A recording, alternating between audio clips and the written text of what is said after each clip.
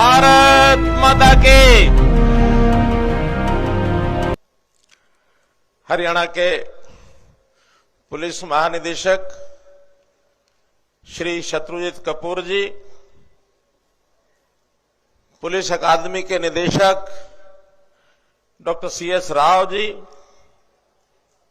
Police और प्रशासन के अधिकारीगण, परेड में शामिल सभी नौजवान साथी, पत्रकार छायाकार बंधुओं, आज ये दीक्षांत समारोह सब इंस्पेक्टर बैच संख्या 20 इस मौके पर आपके बीच में आकर बहुत ही प्रसन्नता हुई है।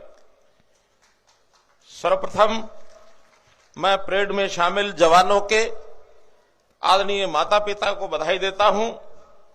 आपके आशीर्वाद, आपके सहयोग के बिना शायद आपके बच्चों को पुलिस में शामिल होकर ऐसी चुनौती भरे काम में इस प्रकार की सफलता न मिल पाती।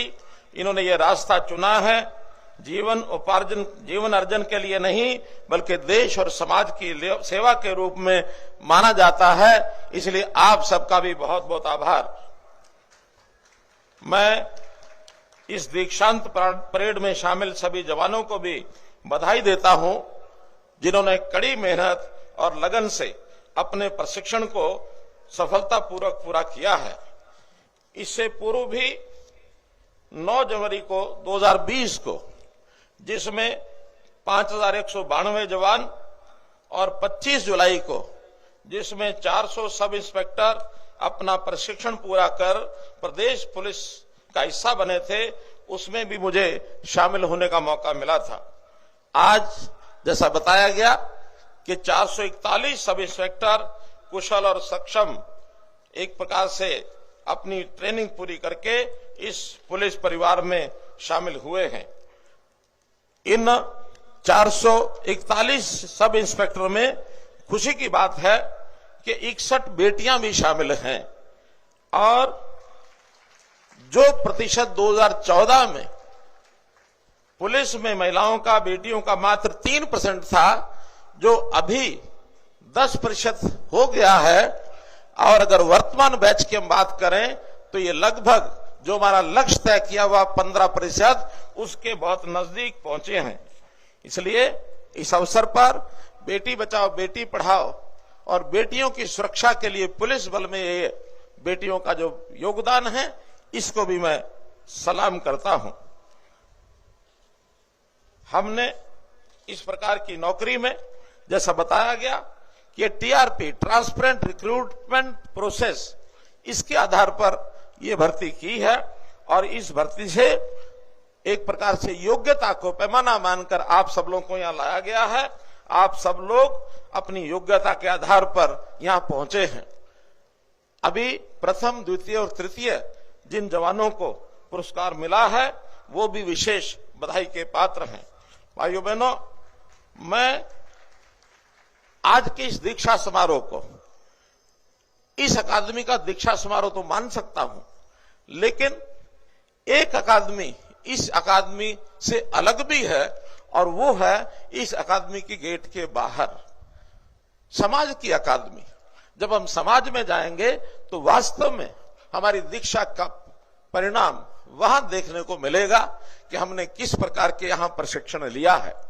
प्रशिक्षण एक निश्चित अवधि का एक कार्यक्रम होता है, लेकिन इसके बाद का जो समाज के अंदर जाकर के काम है, वो हमारे जीवन पर्यंत, हमारे सर्विस के आखिरी दिन तक, बल्कि उसके बाद भी जब हम सेवानिवृत्ति प्राप्त करते हैं, तो इस प्रकार के जो हमने यहाँ ट्रेनिंग ली है, उसके आधार पर वो काम होता है। हमने यहाँ नौकरी की है। नौकरी रोजगार के लिए होती है, और रोजगार एक औपचारिक जीवन का एक काम होता है। उस काम के अनुसार एक निश्चित औपचारिकता में हम काम करते हैं, लेकिन ये नौकरी एक काम ना मान करके हम लोग जिस प्रकार का दायित्व हमको मिल रहा है, उसको इसको काम न माने, बल्कि एक सेवा माने। और सेवा हमेशा किसी मजबूरी में नहीं की जाती, कोई औपचारिकता नहीं होती, बल्कि ये स्वेच्छा से की जाती है। तो हमने स्वेच्छा से जो पुलिस का ये काम अपने जिम्मे लिया है, ये सेवा करना वास्तव में एक आसान काम नहीं, बहुत कठिन काम होता है। काम के नाते तो हमारी घड़ी वो हमको चलाती है। सुबह एक निश्चित समय पर हम अपने ऑफिस पहुंचते हैं और शाम को 5 बजे 8 घंटे की नौकरी पूरी करने के बाद हम वापस जाते हैं। लेकिन हमने जो दायित्व लिया है, पुलिस का दायित्व, इसकी कोई घड़ी नहीं है। मैं भी आपकी तरह मित्रों, भाइयों बहनों, घड़ी कभी नहीं रखता, बल्कि सेवा भाव से जो पूरा काल चक्र 24 घंटे का है, लगातार सेवा के लिए अलर्ट आप और हम दोनों मिलकर के रहते हैं। इसलिए घड़ी की ओर देखने वाला व्यक्ति वो केवल नौकरी करता है, लेकिन जो घड़ी की ओर नहीं देखता, हम चाहे अपनी ड्यूटी पर हैं, चाहे कहीं अपना अन्वेषण कर रहे हैं, कहीं सड़क पर खड़े हैं, कहीं ऑफिस में बैठे हैं, कहीं घर में हैं, किसी भी स्थान पर हैं, हमेशा अलर्ट रहते हैं 24 घंटे कि कब कौन सा क्षण आ जाए जब हमको दौड़ करके और उस काम के लिए आगे बढ़ना पड़े। इसलिए भाइयों बहनों, हम जो काम जिम्मे हमने लिया है, ये एक प्रकार से हमारे सम्मान के साथ भी जुड़ा है, क्योंकि पुलिस का जो काम है वो केवल, जैसा मैंने बताया, रोजगार नहीं, हमारा सम्मान और हमारे देश के प्रति सेवा, उसका सम्मान। जब हम अच्छा काम करते हैं तो हमेशा अपनी वर्दी का, इसका सम्मान बढ़ाते हैं, अपने पुलिस बल का ये सम्मान बढ़ाते हैं, और हमारे कंधे पर जो एक बैज लगा है, उस बैज का सम्मान बढ़ाते हैं। और हमारी सांघिक सामूहिक जिम्मेदारी कई बार तो देखने को मिलती है। मान लो हमारे से कोई कमी हो जाए, गलती हो जाए, बाकी जगह पर तो व्यक्ति का नाम लेकर के बोल देते हैं कि अमुक अधिकारी ने ये गलती की है, कमी रह गई है, शायद उसको ऊंचा नीचा बात कहते हैं। लेकिन जब हमसे कोई गलती हो जाए तो हमारा नाम या हमारा पद की बजाय पुलिस के ऊपर ताना कसते हैं कि पुलिस ने गलती की है, पुलिस तो होती ही ऐसी है। इसलिए हम में से एक भी व्यक्ति यदि अपनी काम में न्यूनता छोड़ता है तो हमारे पूरे वर्ग को यह बदनाम करता है। तो मेरी वर्दी का मान बढ़े, मेरे काम का मान बढ़े, मेरी पुलिस का मान बढ़े, इसलिए हमको हमेशा अपने दायित्व को सेवा के भाव से निर्वाह करना होता है। हमारे हाथ में एक डंडा होता है, हमारे कंधे पर बैज होता है, ये 2 निशानी पुलिस की मानी जाती है। लेकिन वजन तोलेंगे तो डंडे का वजन ज्यादा है, लेकिन अनुभव करेंगे तो हमारे ऊपर जो दायित्व है, हमारे जो बैज का वजन हमारे लिए ज्यादा है। इसलिए बैज का सम्मान ये हमारे लिए बहुत ही जरूरी है। भाइयों बहनों, पुलिस को जैसा डीजीपी साहब बता रहे थे, हमने हर प्रकार से उसकी आधुनिकता को, उसके लिए जितनी व्यवस्थाएं हैं उनको बनाने के लिए सब काम किया है। आज बदलने की जो आवश्यकता हर चीज में है, उसमें चाहे हमारी आधुनिक तौर पर, इसके वैज्ञानिक तौर पर इसकी कल्पना की गई हो, चाहे मनोभाव में आज विशेष तौर पर संवेदनशीलता ये कायम करने की बात हो, इस ओर हमको आगे काम करना होगा। और विशेष तौर पर समाज में भिन्न भिन्न वर्ग हैं, कोई उच्च श्रेणी का वर्ग है, कोई मध्यम श्रेणी का वर्ग है, और एक श्रेणी ऐसी जो जिसको हम अंत्योदय कहते हैं, जो बिल्कुल नीचे खड़ी है, किन्हीं कारणों से पिछड़ गई है। अपने जन्म के कारण से किसी परिवार में उसने जन्म लिया, किसी जाति में लिया, किसी इलाके में लिया, लेकिन उसके मुख में जबान भी नहीं है। अन्याय का सबसे ज्यादा शिकार वो वर्ग होता है जो पिछड़ा हुआ है। हम हमेशा मदद करने की ओर अगर आगे बढ़ते हैं तो ध्यान रखें, जिसके मुंह में जबान नहीं है उसकी मदद हमेशा हमको करनी चाहिए, तभी हम उस सेवा का जो भाव है उसकी ओर आगे बढ़ेंगे। भाइयों बहनों, एक मैं पुलिस विभाग को सुझाव भी देना चाहता हूं, हमारे डीजीपी सुन रहे हैं। अभी तक हम अपने अधिकारी, सिपाही, हेड कांस्टेबल की तरक्की करते हुए और उनको स्टार की ओर ले जाते हैं। ये inspector, sub inspector, ASI 1 star है, 2 स्टार है, ये 3 स्टार है, या डीएसपी है, या एसपी है, या डीजीपी है, एडीजीपी है, उनके स्टार बढ़ते चले जाते हैं। लेकिन ये व्यक्ति की पहचान के लिए तो ठीक हो सकता है। जिस परिसर में हम काम करते हैं वो है हमारा थाना। उस थाने का, उसका भी हमको ध्यान करके उसका अपग्रेडेशन करना चाहिए। उस थाने में वातावरण क्या है, वहां काम करने वाले सभी उसमें अधिकारी कर्मचारी भी आएंगे, वहां का स्वच्छता भी आए, वहां सुंदरता भी आए, वहां का भवन भी आए। तो क्या हम थानों को स्टार दे सकते हैं? क्या हम थानों को स्टार दे सकते हैं? ये स्टार नंबर 1 का, ये 2 डबल स्टार, ये 3 स्टार, ये 4 स्टार, 7 स्टार तक वर्गीकरण करना चाहिए, ताकि थाने के बाहर ही लगा हो कि ये थाना 3 स्टार है, 4 स्टार है, 5 स्टार है, ताकि व्यक्ति का विश्वास उस थाने के अंदर उतना ही ज्यादा बढ़ेगा और हम में काम करने की प्रेरणा भी कि हम अपने थाने को कितने स्टार लेके जाना चाहते हैं। ये वर्गीकरण वैसे तो कहीं ना कहीं मुझे आभास होता है आज भी कुछ थानों का बना हुआ है, उसमें भी कौन सा थाना कैसा है, कहां की नियुक्ति की चार्ज ज्यादा है, आप सब समझ गए होंगे। लेकिन उस तरफ नहीं जाना चाहिए। हम लोगों को हमेशा, जैसा मैंने बताया, सेवा का भाव ये मन में यदि लेके चलेंगे, हमको समाज को भी ठीक करना है, अपने सिस्टम को भी ठीक करना है। सिस्टम में बहुत खामियां पहले की जो हैं, वो खामियां ध्यान करनी है कि कहीं समाज के खामियां न बढ़ जाएं, हमारे वर्ग की, हमारे पुलिस की खामियां अगर कोई हैं वो हमको छू न जाए। हमारी प्रशिक्षण आज हुआ है, हमारे अंदर नए प्रकार की प्रेरणा, उत्साह है। हमेशा नया जो व्यक्ति होता है वो एक बहुत ही उत्साह के साथ आगे बढ़ता है। हमारे आईपीएस ये जब ट्रेनिंग लेकर के आते हैं, एक बहुत अच्छा सोच लेकर के आते हैं, ऐसी सोच हमारे इस प्रशिक्षण में मिलती है। लेकिन कई बार वातावरण में हम दूसरों को बदलना चाहते हैं, कई बार हम बदल करके आ जाते हैं। मैंने पिछली बार परेड में कहानी सुनाई थी छोटी, आपको भी सुनाना चाहूंगा। एक किसान, उसकी भैंस को अफारा हो गया। अफारा हुआ तो पशुओं के डॉक्टर के पास गया कि भैंस को अफारा हुआ, दवाई दीजिए। उसने एक मोटी सी गोली दे दी और मोटी गोली कहा कि भैंस को खिलाओ। किसान ने पूछा कैसे खिलाऊं? एक पाइप ले लो, लोहे का या बांस का छोटा पाइप, वो पाइप का एक सिरा भैंस के मुंह में डालो, उसके अंदर गोली डालो और दूसरे सिरे पर जोर से अपना मुंह लगा करके और फूंक मार दो ताकि वो गोली भैंस के पेट में चली जाए।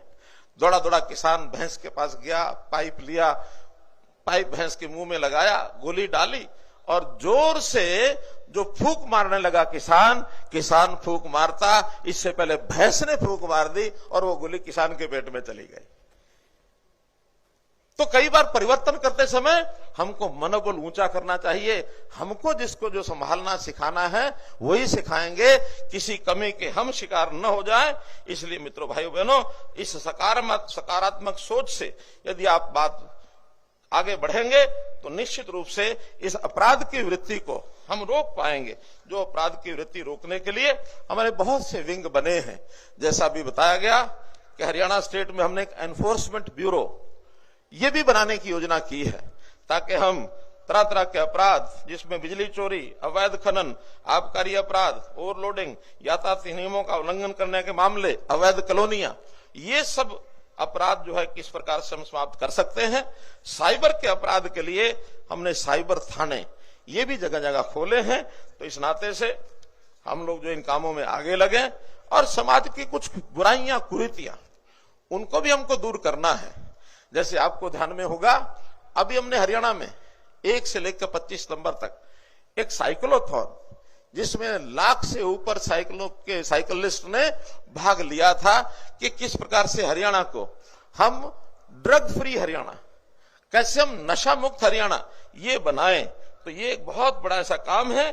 इसमें पुलिस ने हरियाणा राज्य नारकोटिक्स कंट्रोल ब्यूरो की स्थापना की है। हम सब लोगों को भी इसमें लगना होगा, सामाजिक बुराई को दूर करना होगा। सामाजिक बुराई को दूर करने से पहले एक चेतावनी भी, एक बार एक महिला एक संत के पास गई कि महाराज, मेरा ये बेटा गुड़ बहुत खाता है, इसको गुड़ छुड़वा दीजिए। महात्मा ने थोड़ा बच्चे की तरफ देखा, बाद में कहा कि माई 1 हफ्ते बाद आना। हफ्ते बाद फिर वो गई, माई ने फिर वही कहा और संत ने वही कहा 1 हफ्ते बाद आना।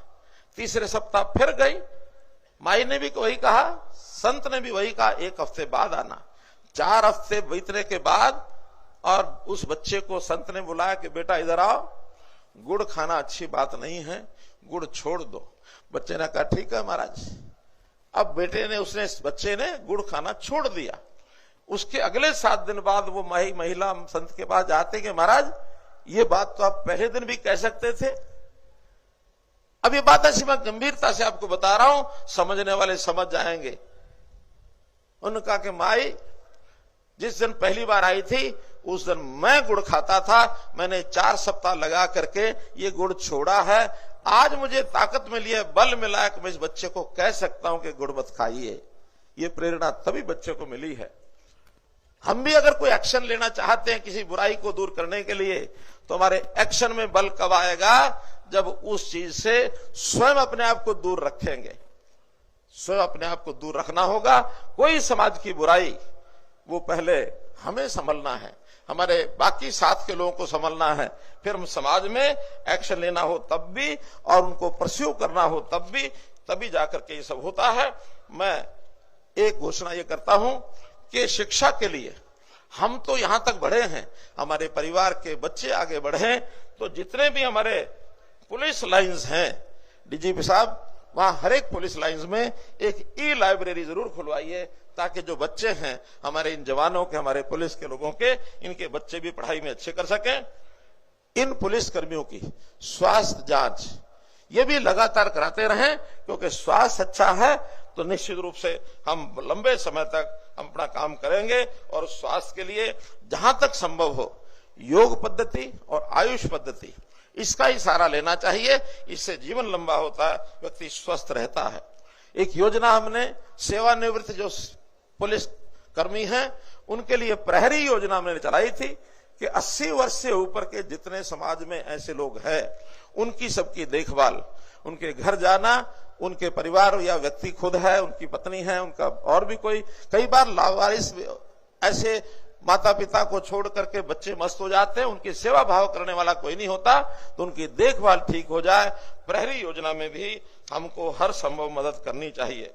मित्रों, आज हमारे होम डिपार्टमेंट की ओर से एक विशेष जो चर्चा करके एक बात तय की गई है कि हमारे पुलिस कर्मियों का भी आखिर कुछ वर्षों के बाद उनकी जो सुविधाएं हैं, उनके जो भत्ते हैं, उसमें बढ़ोतरी करनी चाहिए। तो मैंने अभी हमारे डीजीपी साहब और हमारे होम सेक्रेटरी और फाइनेंस डिपार्टमेंट के साथ बैठ करके जो तय किया है उसकी मैं जानकारी आपको देता हूं। सबसे पहले तो हमारी जो राशन मनी है, इस राशन मनी को डाइट मनी कहा जाएगा। उस डाइट मनी के हिसाब से फिर हमारा वर्दी भत्ता है, किट मेंटेनेंस है, उसका जो अलाउंस है, और कमांडो की भी जो डाइट है, इस डाइट को प्राय सब जगह हमने 2.5 गुना उसकी बढ़ोतरी की है।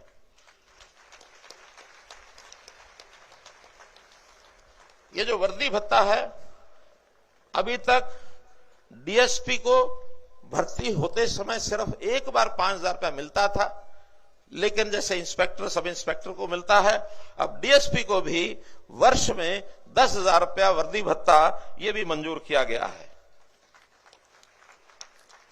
इसी तरह कन्वेंस अलाउंस, ये कांस्टेबल, हेड कांस्टेबल को जो 120 रुपया मासिक मिलता था, वो अब 720 रुपया मासिक, अर्थात 6 गुना उसको हमने किया है। एएसआई, एसआई और इंस्पेक्टर, इनका जो है 1,000 रुपया मासिक ये भत्ता किया गया है। इसी प्रकार जो हमारे पुलिस प्रशिक्षण केंद्र है, इसमें जो कार्यरत स्टाफ है, यहां मेहनत थोड़ी ज्यादा होती है, तो इस नाते से इनको एक विशेष भत्ता, बेसिक पे पर 20%, ये इनको अतिरिक्त राशि जो है इस प्रशिक्षण स्टाफ को यहां मिला करेगी। भाइयों बहनों, आपके इस प्रशिक्षण के समय आपने बहुत मेहनत करके इस ट्रेनिंग को लिया है। प्रशिक्षणार्थ आइए, सेवार्थ जाइए, ये एक मोटो लेकर के हम यहां से जाएं, समाज सेवा करें। आपको इस अवसर पर बहुत बहुत बधाई, बहुत बहुत शुभकामना। धन्यवाद। धन्यवाद मान्यवर। माननीय मुख्य अतिथि महोदय से पुनः अनुरोध कि आज के इस अविस्मरणीय समारोह की स्मृति स्वरूप एक स्मृति चिन्ह श्री शत्रुजीत कपूर, भारतीय पुलिस सेवा पुलिस महानिदेशक, हरियाणा से ग्रहण करने की कृपा करें।